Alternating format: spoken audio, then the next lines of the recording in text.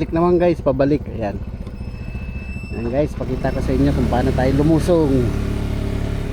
Lulusong tayo ngayon guys, lulusong. Dahan-dahan lang tayo guys kasi napakatarik. Guys. Pulang-ilup. Pulang-ilup, pulang-ilup. Ayan guys. Diba guys? Napakatarik. Kaya naman ng motor. Scooter lang to 110. Scooter lang to 110 pero kinaya. Loop. Ang ganda. The best. The best experience. First time ko 1 year na ako dito sa Pinas. Yan. Kasi OFW po tayo guys, OFW dati. Ngayon 1 year na ako dito sa Pinas. Yan. Ni-enjoy ko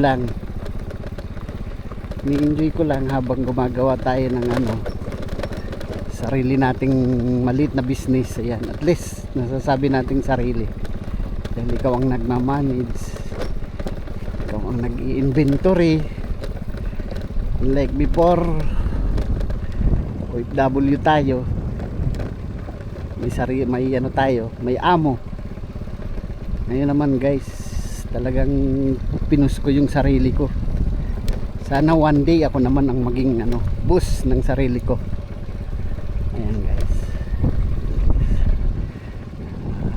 Proud ako sa mga OFW. Saludo rin ako sa mga kapwa ko OFW noon.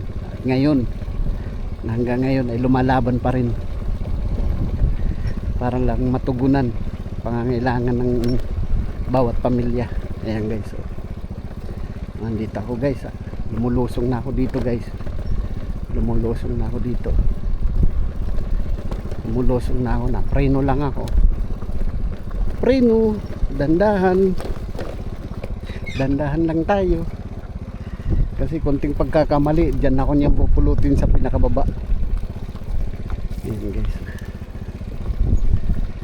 grabe guys.